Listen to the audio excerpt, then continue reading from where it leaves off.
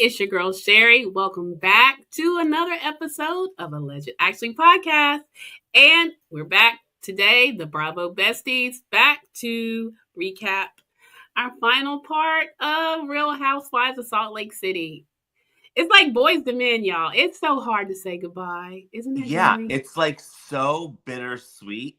It is. I feel like we're going to be like lost. I know. I was watching last night and I was like, okay, this seems final.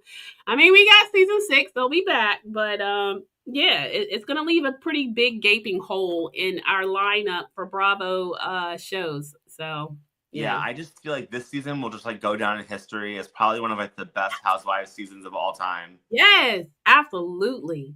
Okay, so let me ask you guys, so what did you think part 3 was giving? I thought part 3 personally was like the best we've had so far of like the reunion. Yeah. I thought parts 1 and 2 were like a little blasé, but this one I thought like really like stepped it up. I was like engaged like the whole time. I thought it was like it was the best part of the 3 parts in my opinion. Same. And I mean, that's what they generally are designed to do. You know, you have some that sometimes come out the gate like blazing, but it did what it was supposed to. Part 3 I thought was great as well. So, y'all, before we get into it, really quick, some admin announcements. If you haven't yet and you've been over here a few times checking out this good content, go ahead and subscribe, guys.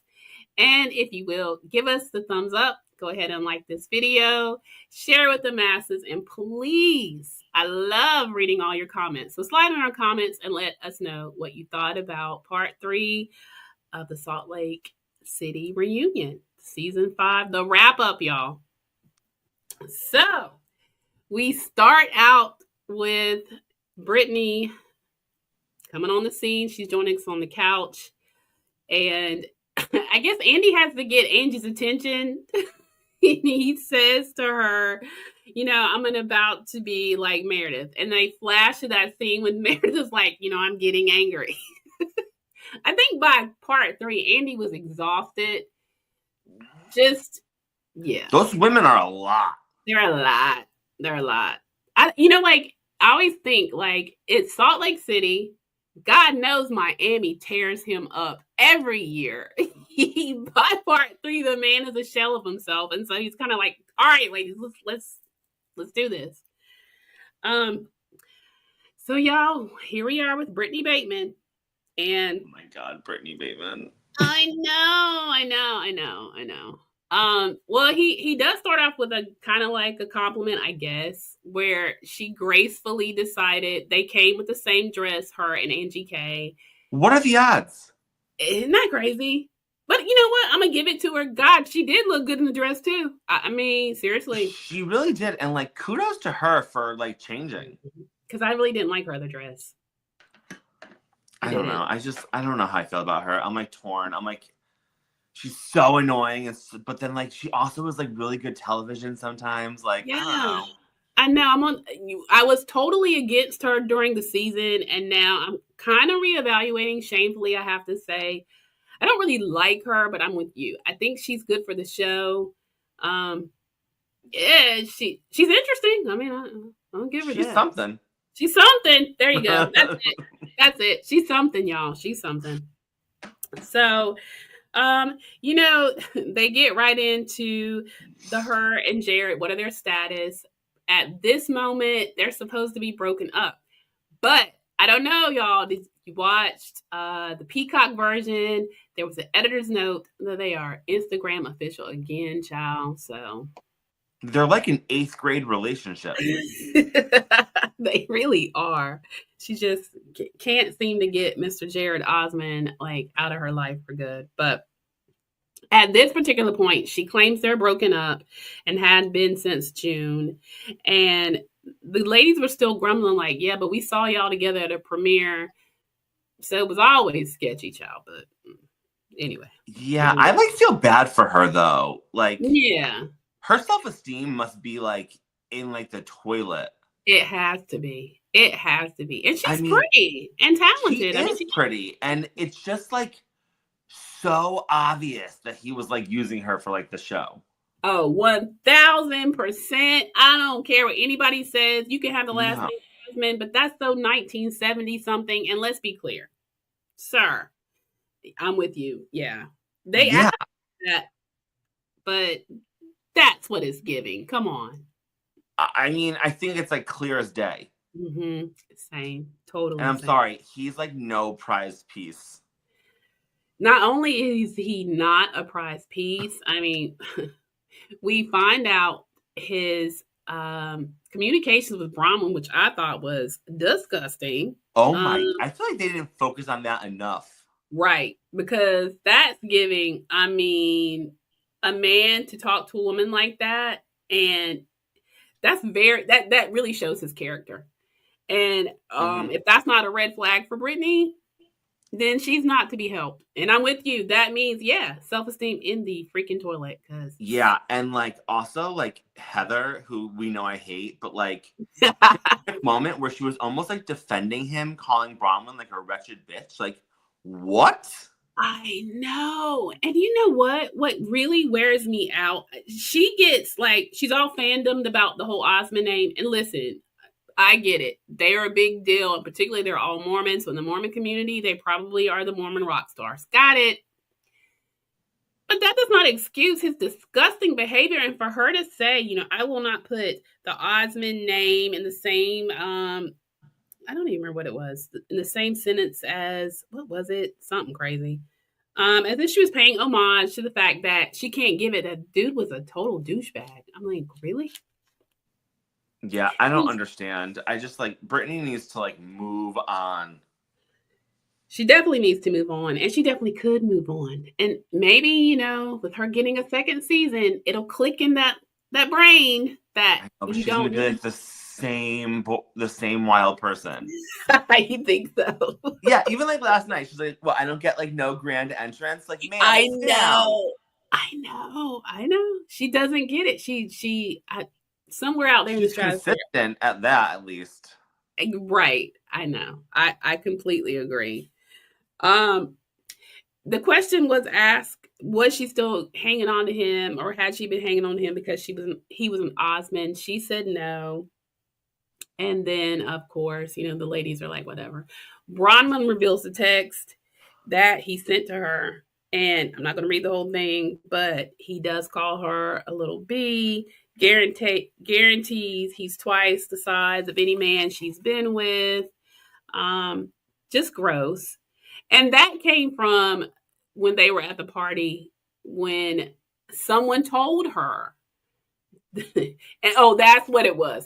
Heather is the one that brought up, well, didn't you say he had a micro? Of course it was Heather. Right. Heather had to jump in there and was like, well, didn't you say, because of the disgusting things that he had said, Heather was actually defending him by saying, didn't you say that he had a micro member?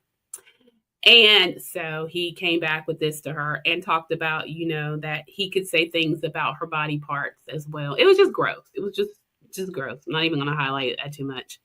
And then they asked her if she thought that Jared was dating her for the show. She said no, but we all know yes. Like, I mean, it's so obvious. And every woman on that couch knew that answer too. Oh, yeah. Yeah. And then, so from there, we get into just a little bit of Osmond trivia. Apparently, Whitney's dad used to be do the hair for Donnie and Marie. He was their glam. Back before glam was a thing, I guess. Small world. Small world. So she's met them as a child. Britani only met Donnie when he came to her stage, which is like her congregation. You know, I'm learning a lot about Mormonism. And the funny thing is, I did grow up with some of my friends were Mormon, but I just don't, probably because I was like just a child and didn't pay attention. But I'm like, good gracious, like, where was I? I don't remember all that going on. But listen. Maybe Mormonism in North Carolina is probably very different than the mecca of Mormonism in Utah. Probably, maybe. But I also feel like, you know, I grew up with like Mormons too, and like I feel like maybe it's because of like the show, like they just didn't like talk about all this stuff like all the time. Right. You know what I mean? Like, who does, right? No, right. I mean, right, exactly. In general, like life, but they just like always are bringing it up, and I feel like they're always bringing it up, and it's always causing fights. It does. I feel like that doesn't happen with like other like religions. Like, I don't know. No. Like, I don't just go around and be like, hey, did you read Luke chapter 10? If not, you know what? It's like, come on, y'all. Like, yeah, I know. It's so bizarre. It's very, very bizarre. So then they bring up about whether Britani not speaking to her daughters changed the opinion of the ladies or like, you know, somehow skewed it.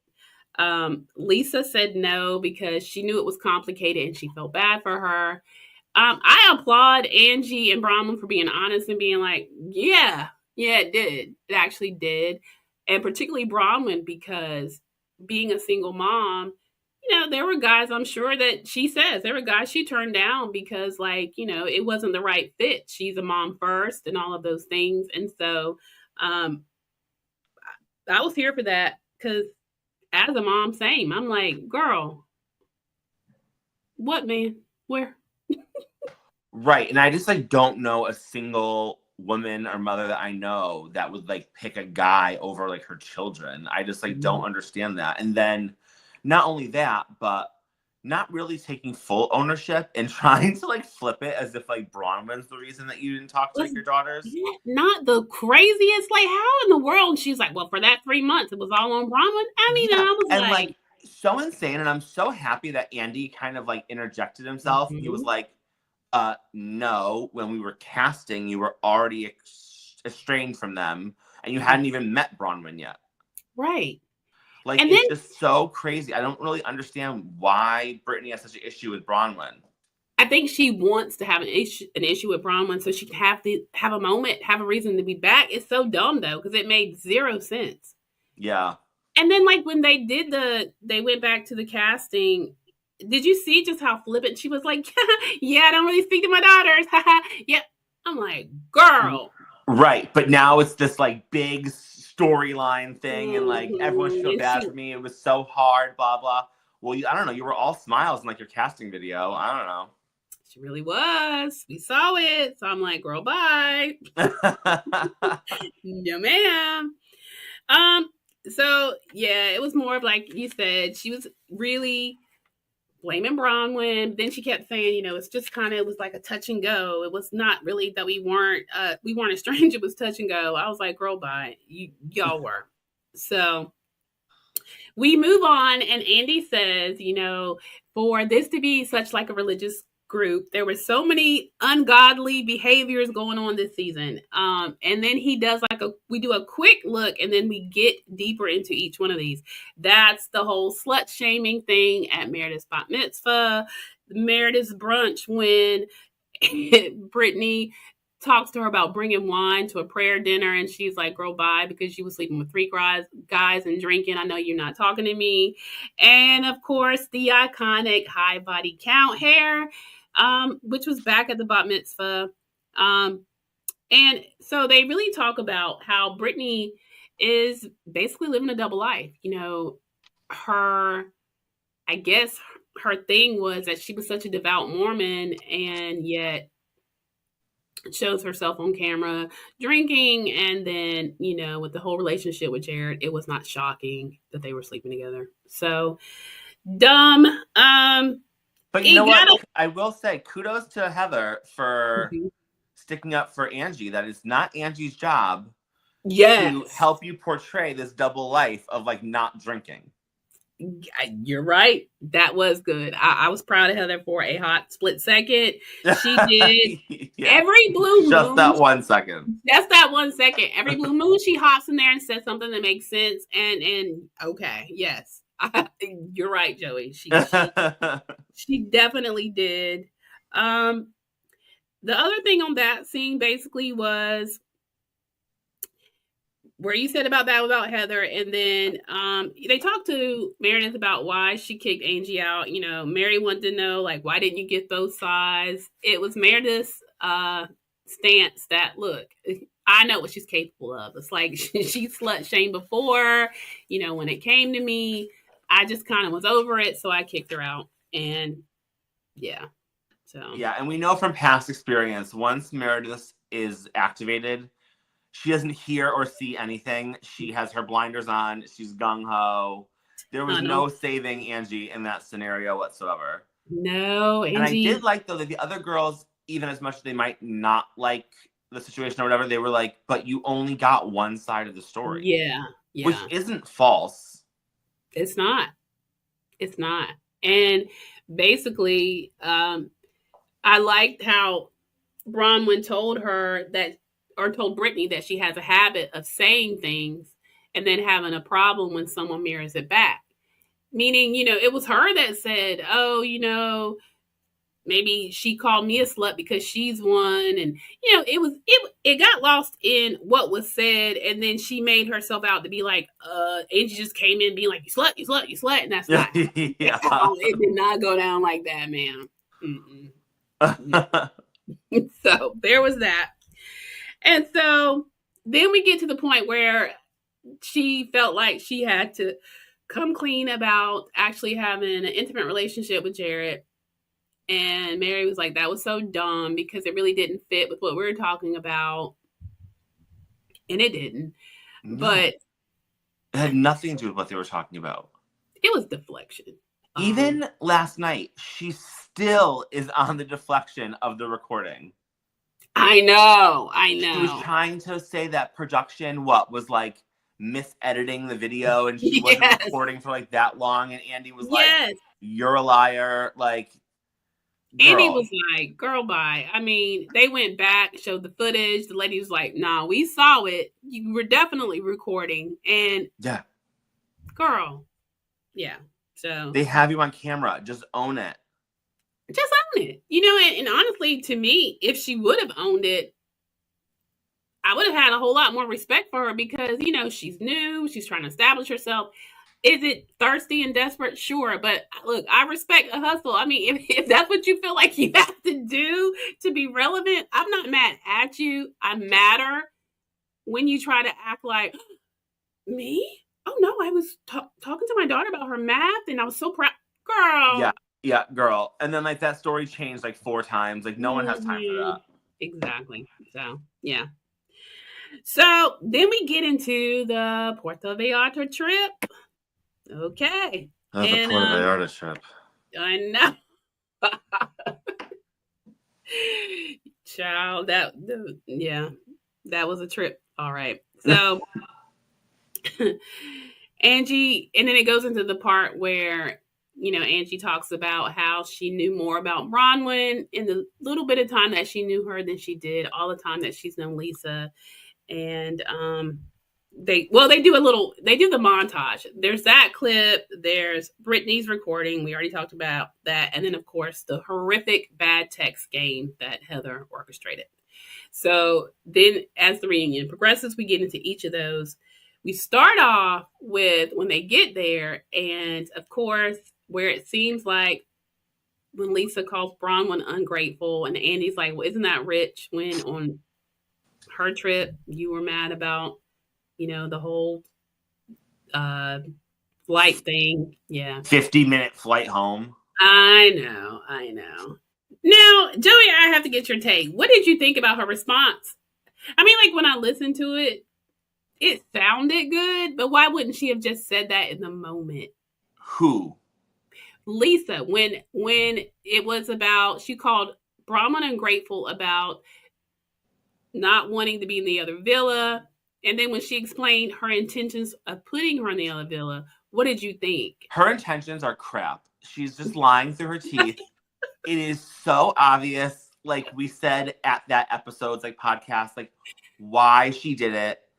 It was her dig. She knew it wasn't upset her. She knew that her and Brittany weren't getting along. To have Brittany in her villa when Bron was in the other one with people she doesn't get along with. It's what she does. Yeah. And again, like I wish that like the same way I wish Brittany would own the recording, I wish Lisa would just own it. And you know what? It was shady. I did do it on purpose to get to you. I'm sorry that it blew up something bigger. I didn't think it was going to be that big of a deal because we were literally right next door to each other, blah, blah. But to say, well, I knew you were having a hard time and I wanted you to have like the best bedroom in like the other villa. Like, right, get out of here! You're a liar. I know. Ugh. I know. And she even tried to pull in the whole dog bite thing. Like, you just went through that Yeah. horrible dog bite, so you needed I the big thought you should room. have the best room, but I Yeah. was gonna have it in my villa, so I gave people the other villa so you could have the same room as me. Like, get out of here. Such a liar. I know. Lisa tried it. She tried it. She did. She did. She did.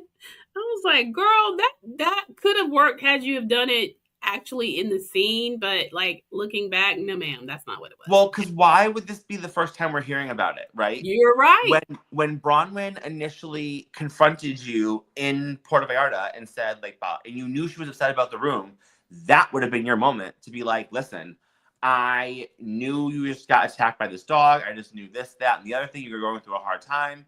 You were whatever, I wanted you to have like the best room. That was your moment to say it, not to have all these months later you to be able to think and plan for like your like response at like the reunion. You know what I mean? Like it was just so obvious a lie. It was. It's because she got ate up on social media and she had to come up with something. That's legit what it was. So there's that. Andy talks a little bit more about her horrific dog bite, and it was and Bronwyn talks about the situation. Yeah. I guess the dog was a foster that had aggression towards other dogs, and the guy that was fostering had gone to his car to, I guess, check an email or do something, and catastrophe commenced. And she said that, she didn't do the right things. But I mean, like, in the midst of a dog coming for you, like, viciously, who can remember, oh, I have to stay calm, I have to do this. You know what I mean? Yeah, like, get out of here. Right.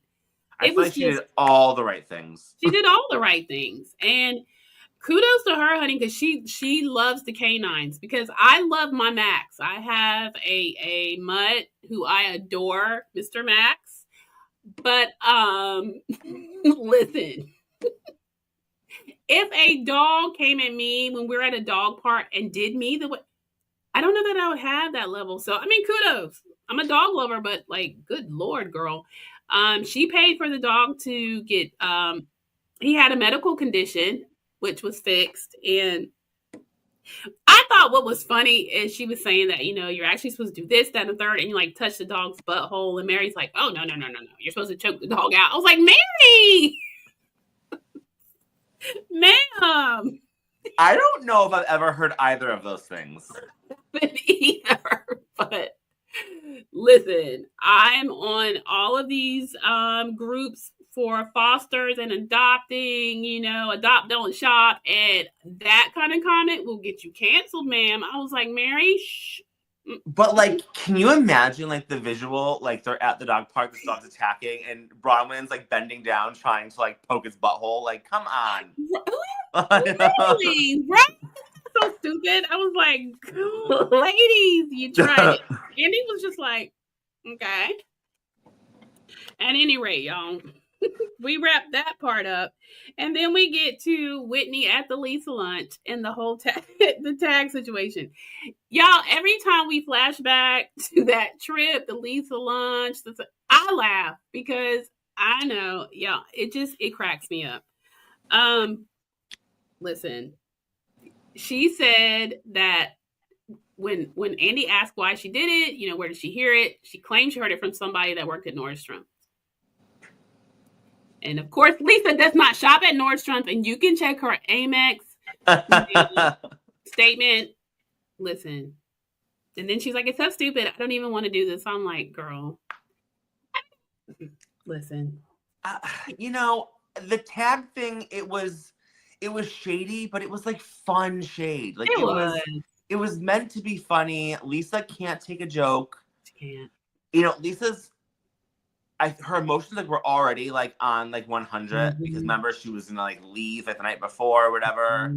Oh god, yeah. And like that probably is like the one time on like the trip where I really did like honestly kind of feel for Lisa. I feel like normally she's always like, I'm the victim, but like she really did believe that her and Angie were close friends. So when Angie made that comment, like I know more about Bronwyn in these like month or so than I knew about you, like that had to be hurtful for like Yeah. Lisa. And that's also like probably definitely like not true. Oh yeah. Yeah. I mean, you guys talk about how you guys are on the phone every day for hours. You guys share all this stuff. So obviously you know more about Lisa. In that moment, Angie was angry and made a dig, and it really hurt Lisa. It did. And that was probably the one time this season where I was like kind of like on like Lisa's side. Yeah. Yeah. So her emotions were already heightened. So when she saw like the tag, I'm Lisa Barlow, I'm gonna return this as soon as I'm done wearing it. Like she went off the deep end.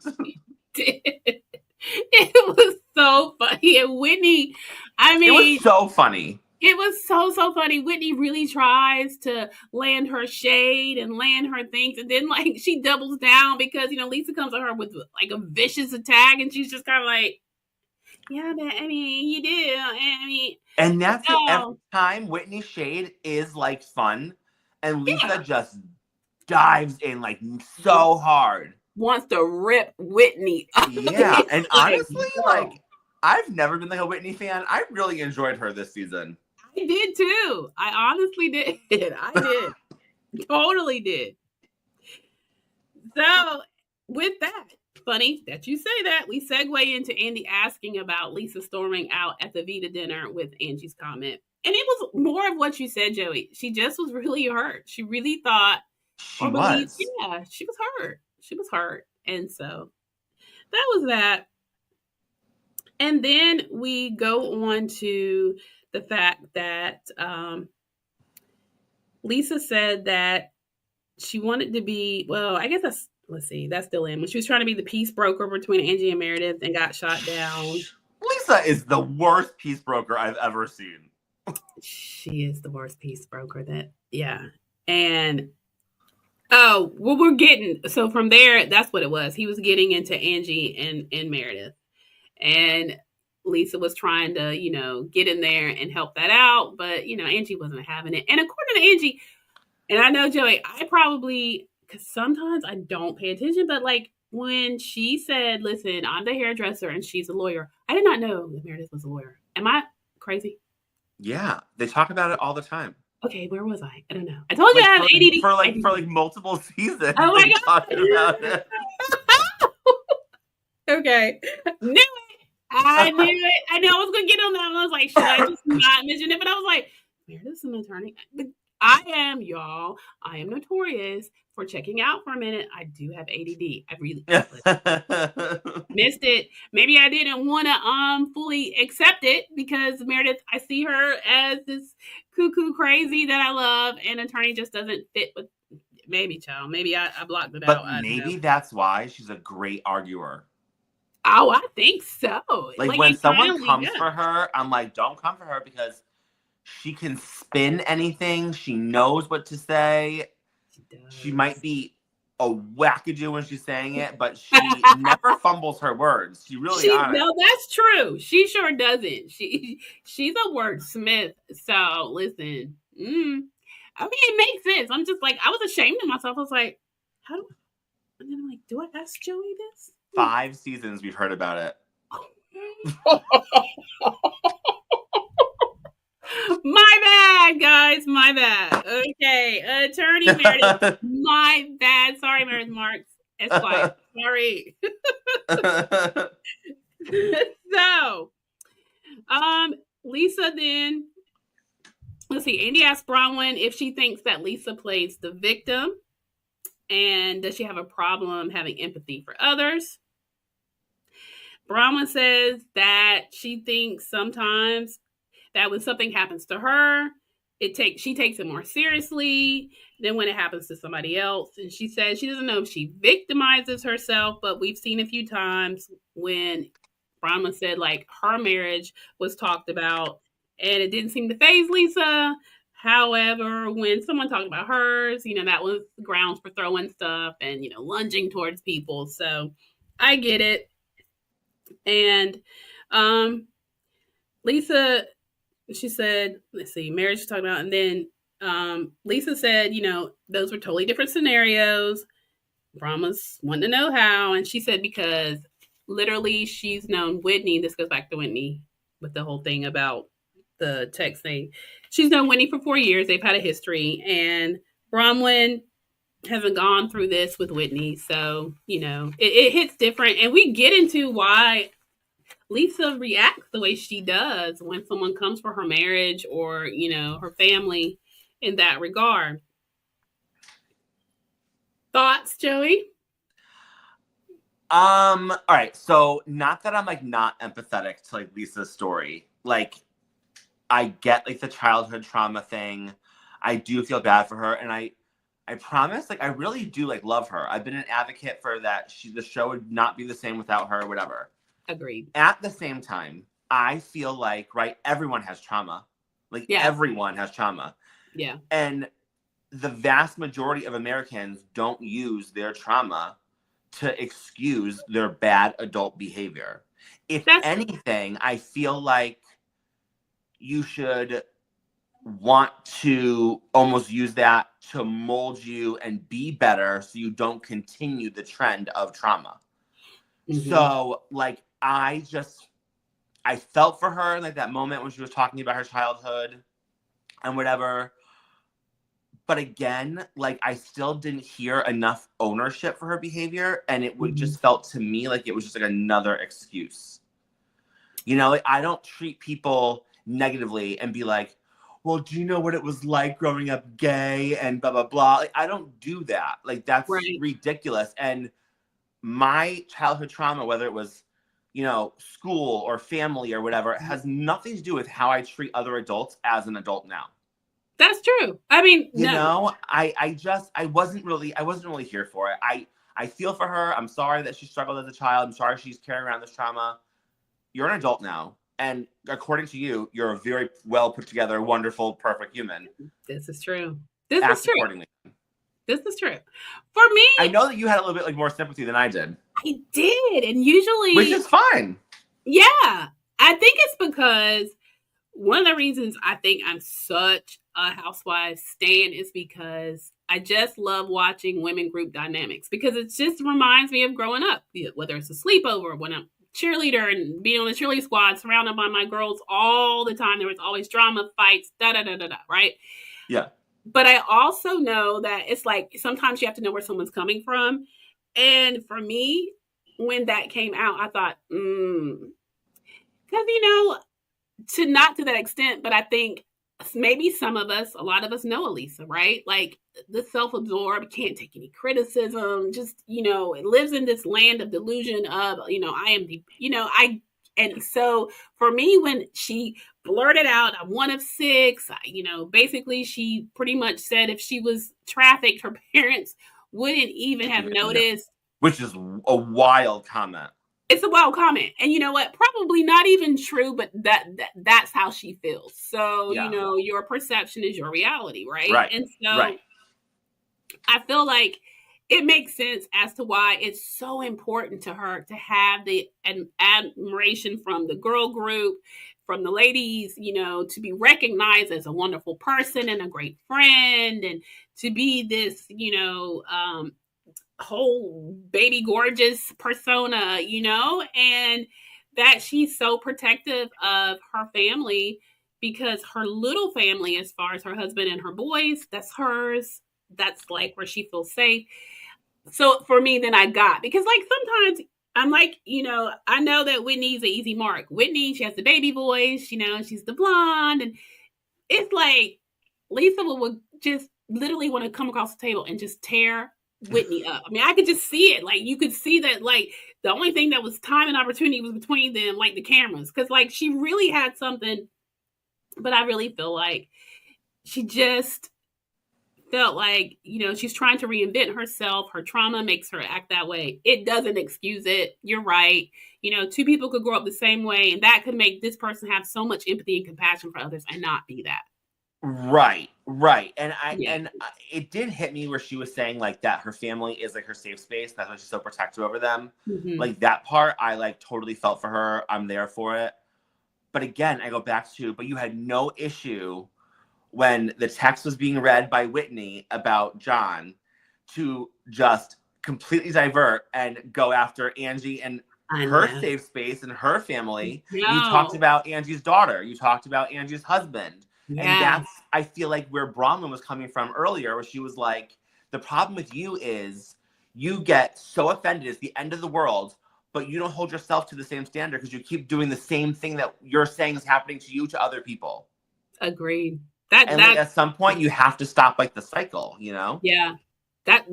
You're 1000% correct. I mean, I'm with it. I just thought it was an interesting tidbit. Well, very much that we've never heard a peep of this in the past 5 years. That's true. You know what? And it could have been strategy again. You're like, I'm sure she got, and from what I've noticed from following her on Instagram, she can't take it even now, right? As of today, if you or I were to go on and say that she looks ugly in an outfit, she's going to come for it. I mean, listen, and all the things that she's got going on, you know, it's a shame that that's so important to her. But for some people, it just is. And listen, I guess it just gave me a little bit more understanding of why she acts the way she does, because sometimes I would be like, girl, really?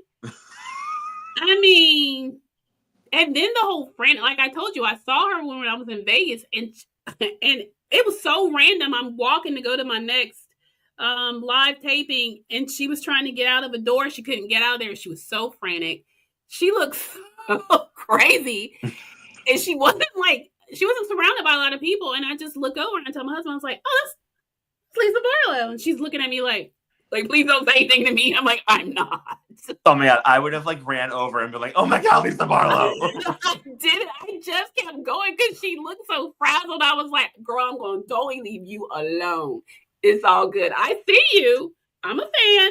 But I'm going to let you have this moment because you don't look like your best self right now. Just saying. So, anyway, they also talk about a hot mic moment. This is where Brahma was a little bit wrong, where, you know, because Brahma was trying to say, look, you know, you came for me, you didn't care. When she said that there was a hot mic moment with Lisa where she said that Brahma was looking for sympathy. And this goes back to the whole, well, Brahma shared so much with us and, you know, told us about her marriage. And that actually didn't happen. So we go back to the clip, and what she actually said was that when Todd sees this, he's going to lose his mind. And that was always her stance, because she said that Todd was in the midst of creating a new hedge fund. And, you know, Lisa's all about those coins and perceptions, the way you look. And, was she wrong? 100% no. I don't think so, because if that was my friend, I'd be like, Todd's gonna lose his mind. Right. You might want that was just facts. That was just straight facts. Yeah. So I was like, okay, a small amount of vindication on that, you know, because what I love about the producers, they're fair. You know, they give you that flashback. Now, whether some are validated and some are proven, no, girl, that's not what happened. Yeah. So, and then it was the whole thing about, look, Brahman, you don't stick up for me. And she was like, that's not true. It goes back and they show where she stuck up with her. She stuck up for Lisa with Whitney when she was saying how she sure did. She did. It was proven at both flashbacks that she, in fact, does stick up for Lisa. So there was that. And then we get to the Brittany and the Meredith and her overhearing her crying and throwing up. Oh, Brittany. I know. That we got nowhere with that. Annie was just like, why didn't you go to her first? But she did. I'll give her that. She did. But like, it goes back to like, you're never going to win with Meredith. And like, I feel like, did Brittany go on this show like without watching previous seasons? Like, you don't come for Meredith. You're never going to win with Meredith. Never. I mean, just, you know, say to yourself, I know that I'm right. And like, move along. Right. You're never going to win. You're never going to win. Never. I also thought that it was really interesting that I feel like Brittany and Meredith had such a like hostile relationship, like almost like the whole season. And then for them to be seated next to each other was really odd, right? It was, wasn't it? It really was. Come to think of it, yeah. It was. Like, I mean, that I just don't understand you would that have at thought all. they would have put her on the other couch. However, that might have been a little too close to Mary. True. That's probably a worse relationship. Yeah, you think? Yeah. Absolutely. So from there, they go back and forth, and you're right. You're not going with Meredith. There's nothing that came of that other than Meredith called her a liar and was like, I'm not going to give it to you. And she really didn't get it. So, yeah. Then Andy goes into the double talk that she did about the whole recording thing. We all know that she was lying about that. So, yeah, there's that. And then Andy asked Mary why it bothered her that Angie chased after Britani at the Lisa lunch. But I think we all really knew the answer to that. But he said, he asked her, did she feel betrayed? She did. And Mary's feelings about Britani was that she doesn't think she's honest and about anything, and she doesn't take accountability. And there's also a maturity issue. To which Britani actually agreed. She was like, yeah, I do have some maturity issues. And I'm thinking, yeah, you do. That is one on a list of many issues. That part. That part. And then, he kind of got more into the fact that he was so happy that despite that Angie and Mary were able to work through that argument. Amen. We loved it. It was beautiful. I love them so much. I do too. And then we move into Andy asking Meredith about talking to Jen Shaw. Wasn't that not the most randomest? It was so out of left field. And again, one of those moments where this is production for a show for entertainment purposes. Mm-hmm. But I gotta be honest, shocked that Meredith had talked to Jen Shaw. I know. So shocked. I would have believed that Lisa would have talked to her, Heather would have talked to her. The fact that it was Meredith, really threw me for a loop. It was kind of crazy. And it wasn't even Meredith was actually yeah, I mean, it was a 10-minute conversation, and she kept saying, look, first of all, she kept saying she served her time. Mary had to correct her, serving her time. Right. And paying her restitution. And, Meredith was actually really defensive of it. And I'm like, because I think that because she looked stupid in that moment. Because it really opened a window, right, for Whitney to defend herself. Hold up. Yeah. I'm being persecuted for talking to Monica, who let's just lay it out, right? Monica ran a burner page to expose this criminal. Right. And y'all are so oh, you cannot, Whitney, how could you do that? Is our sworn enemy, blah, blah. Girl, you're talking to Jen Shaw, who was legit a federal criminal who's in a federal penitentiary who stole millions from elderly people. The two are not the same. I love that Mary came to Whitney's defense. Me too. And was y'all are so mad at her about talking to Monica. What?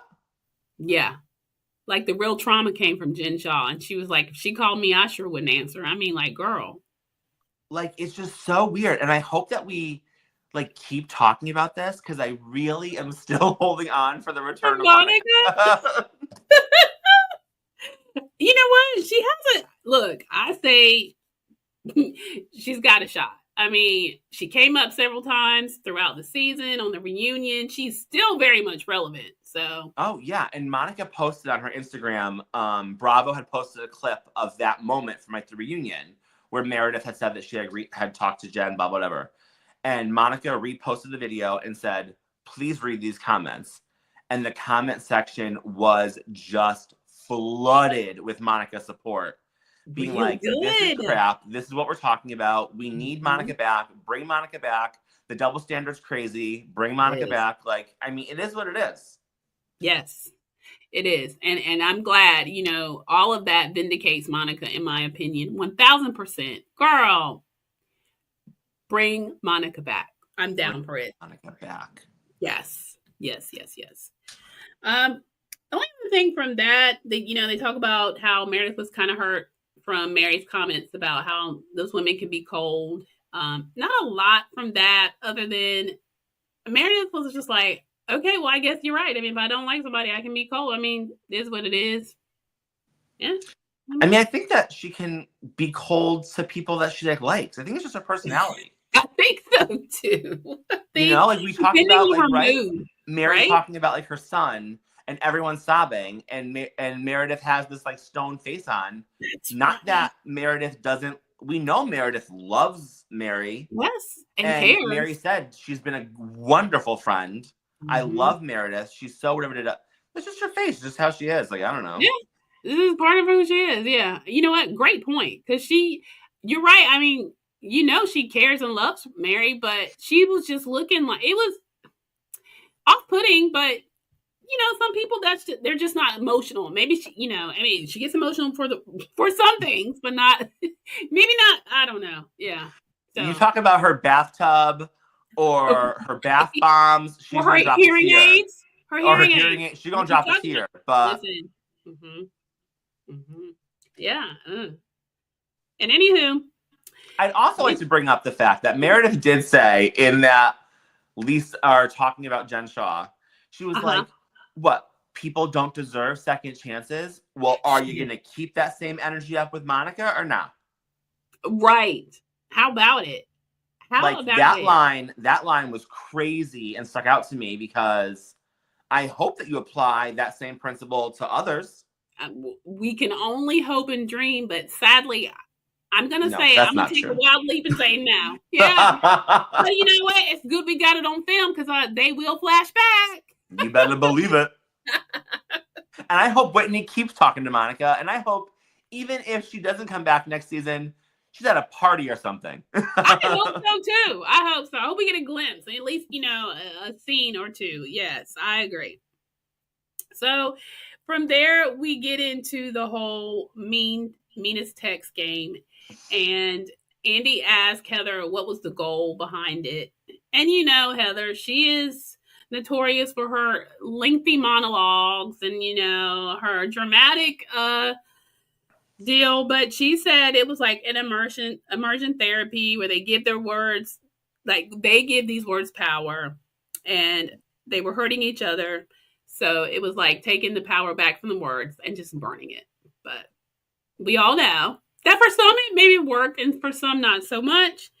And also, like, it was like the first time we heard from Heather, because once again she served no purpose on this couch, right? Right, we went through the whole reunion. Again, no one talked to her in part 3 because she had nothing to do with this season. Yet for some reason, she's like the narrator. Like, Heather, like, what are your final thoughts? I don't understand. Like, I don't. Yeah. Why do they love her so much when she literally serves no purpose? I'll never understand it. But anyway, continue on. I know. Honestly, I don't get it. And I'm starting to question a lot of it on all of these different franchises because I don't know if it's the Andy thing. A lot of people are now worried that they're going to bring Bryn back after watching part 2 of Reunion. I'm doing the ADD thing, but now I'm just thinking out loud. It's possible. We can ADD all day long because that part 2 of the reunion was not at all what I expected. Me neither. And I'm just like, okay, so what are we doing here? So are we setting up for a return? I mean, that was legit in the comments, and I'm thinking they're not wrong. No, there was so much more love and reprieve and forgiveness than I thought we were gonna get. Same. So I'm just like, and you're right. You can tell Andy does have a soft spot for Bryn. Oh, absolutely. Yeah, and I don't know that it's the same with Heather, but though. I don't feel like he does, but I think he gives Heather credit for bringing back the season 4. I think that maybe she's still riding off on that. Maybe I don't know. I don't. For what? Your overly scripted, overly produced moment? Get out of here. I agreed. Other than that, I legit can't figure it out. Same way I feel about this finale, though, right? Yeah, Heather was the one that brought this game, but it was so clearly overly produced, overly scripted. Yes. So she's like a star for 2 finales that weren't her idea, was full blown production. Get out of here. I agreed. Yeah, that's a bit much. Yeah. So basically, we get into Mary says that she doesn't feel like everybody took it as serious and took accountability. They don't take accountability when they're wrong and they don't admit it. And she said, you know, I mean, like some of them just didn't come to play the same way. And sorry, guys, if y'all hear something in the background, just to let you know, disclaimer alert, my house is being power washed. Okay. Now, so Andy asked Bronwyn about considering her and Angie were close. Were her words about what she was accusing of her doing to get to the top illuminating? But Bronwyn took this as, sure it was, but she agreed that the game, and she committed to doing the game, and she wishes everybody else had been as committed because in true fashion, the two of them were able to talk it out and literally burn it and move on, which is the whole point. And like, isn't that what like adults do? Sure, absolutely. That's what healthy, sane adults do. But that's not why we watch The Housewives. No, it's totally not. Totally not. And then, you know, Andy co-signed and was like, yeah, you know, because it totally worked. It worked for Heather and Mary. It worked for Angie and Bronwyn. It worked for Whitney and Heather. So then, of course, Andy brings up Whitney's text, you know, about the women saying, the whole thing with Lisa and John, the woman saying she was their third child, whatever. And why, you know, despite, well, and I understood Whitney bringing it up because she was saying there were so many other things she could have said truthfully, but she did that because she knew it hurt Lisa the most. And that was the one thing, the biggest thing she was sorry for. It made perfect sense. It 100% made sense. And I loved the fact that that was her explanation. Because it does. It was clearly the game was the worst thing that you said. And she said, you know, yeah, I've talked about Lisa's like looks or business or whatever, blah, blah. But the thing that always hurt Lisa the most was the family thing. And that's the thing that I feel like then is the worst. And I'm sorry for it.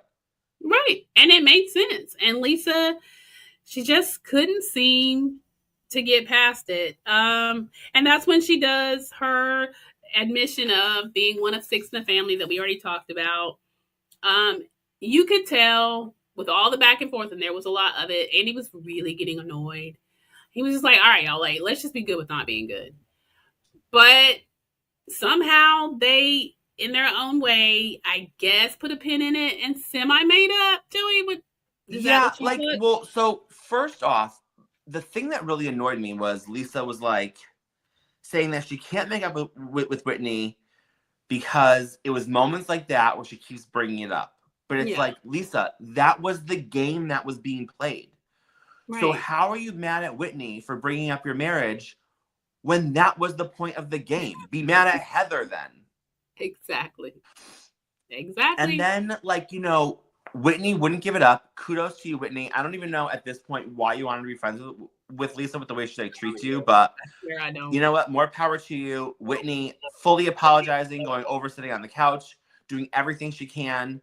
And then, of course, like, it's never going to be perfect because Lisa can't like, let it go. But Heather saying, like, oh, Whitney, like, you were so close. Like, you were so close to fixing it, blah, blah. Because what? Because she didn't grovel? Like, get out of here. I know. They both said horrible things about each other. You both talked about each other's marriages. You both talked about each other's businesses. Why is it only Whitney that needs to like grovel? That doesn't make any sense to me. No, it doesn't. But I guess we ended in like the best place we've been in maybe 5 seasons, so I'll take it. I'll take it. I mean, you know, I think Whitney was just so freaking frustrated. Meredith tried to interject. She just gets up and like literally sits in between so she can just like kind of like get Lisa's attention. Because seriously, this whole season, I feel like she's been just struggling to get Lisa to focus and hear her, you know, and in that moment, they kind of squashed it as much as they could squash it. So yeah. I was here for that. Yes. Me too. Totally here for it. I loved also as they close, Andy does the reverse of the game and asks the ladies to not do the meanest, but to talk about the best thing that comes to mind when they think of each person. And loved it. I thought that was so great. Loved it. I was like in tears at some point. I was. I'm gonna try to do a little quick on each. But did you get annoyed when you see Britney in the backstage saying, I should still be out there? Girl, don't nobody, you are not a housewife, you're a friend. Yeah. I want someone to say nice things about me. Ma'am, go to your car and leave the building already. Goodbye. Go find Jared and go. Such a wannabe to the bitter end. Like, I swear she is. Yeah, I thought that was very telling. But we have Mary on Heather, and Mary says she's powerful, smart, has a lot of love, just doesn't know who to give it to. But Mary says, you better love me back. And of course, Heather loves Mary. Lisa on Whitney says she works hard, great mom,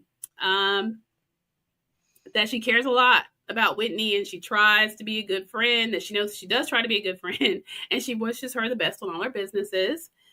Meredith on Angie, she thinks she looks very pretty, which she did.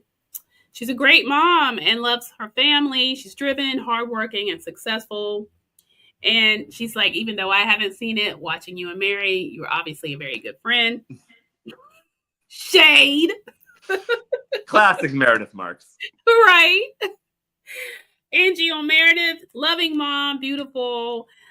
She secretly likes her. And she's working on the fact that she holds grudges, because Mary's like, you do hold grudges. So she's working on letting that go. Bronwyn on Heather. She said she's always wanted to be friends with Heather. She's witty. She envies her relationships with the other women. And she actually loves arguing with Heather because Heather is a formidable opponent. She's intelligent, keeps Bronwyn on her toes, and she's very proud of how she parents her daughters, which obviously really moved Heather. Yeah. And then Heather on Bronwyn was this very long, drawn out. I'm not even going to go into all of it, but basically she talked about also how she thought a lot of Bronwyn. That Bronwyn, I love that she said that Bronwyn was a fabulous addition to the show. Because yes, I love that. She did. She did talk about how she thought she, was a great mom and how she had to navigate. But she went into a lot of the backstory on the shame and the things they have to go through. But we've talked about that as growing up Mormons. That's Heather's plight. And I get it. Church hurt. Those things are real. But she did say some nice things about Bronwyn. And then when we got to Mary, she wanted Andy to do hers. Smart. Honey, Mary really is clocked in, y'all. That was smart. Smart. It was so smart. Was it not? I was like, okay, Mary, I see you, girl. And he basically said that, oh God, I have my note on that one. That was so important. Where is it? Well, he basically said that she was a wonderful mother. Wonderful, she was a guiding light, that she was funny as hell, without even trying. I mean, lots of buttery, wonderful things. She was a wonderful person. And then she wanted to also do the same, return the favor for Andy, where she called him a star, intelligent, smart, beautiful father, inspirational, and she loved the way that he supported her. And y'all, you could tell that Andy was actually moved by that. So kudos, Mary. Way to secure that snowflake, Mary. Mary's quirky, but she's no dummy, okay? Sucking up to the boss will always work. Always, honey. And y'all, basically from there, they decide to all toast with some Miller High Life, the king of beers. And just like that, we have to say goodbye to season 5. I know. I'm so upset. So am I. Anything else I missed, Joey, or that you want to add? No, I mean, like I said, just like kudos, like what a season, like what a treat. Thank you, Bravo. Thank you, Andy. Thanks to women. It was truly like must see TV. And I mean, I have people that I like work with that have never watched The Housewives ever. And we're just always, the ones that we're always talking about Salt Lake City at work. And they've like gone back and like they started like watching it because they're like, I have to know what you're talking about. And I'm like, yeah, I'm telling you, like it was like literally like must see TV. It absolutely was. And I just think that like the hole it's gonna leave in like the Bravo calendar is like insane. I know. Because I was thinking this week as I was watching, like I watch them all, whatever. I was like, okay, so I guess we'll ramp back up on Beverly Hills, which is, it's formidable. It's trucking along. It's not bad. It's honestly trucking along. Mid-season trailer. We're looking like we're gonna get some crazy Sutton stuff. Yeah. So, we'll focus our attention and time there for our next ones. But I got to give it to them. And I rarely give a 10, but they get a 10 out of 10. This season was amazing. No doubt. And now I'll just impatiently wait for Miami. Right. That's the next one. I have not seen when they are scheduled to come out, but I would assume. No, I think that we're getting Atlanta first. Oh, that's right. Which I don't have high hopes for, but I'm going to try to stay positive. Right. But I'm just very impatiently waiting for Miami. I just love them. I am waiting as well. All right, guys. Well, we have a final word that we're going to give you. I'll start with mine. Opa. Bezos.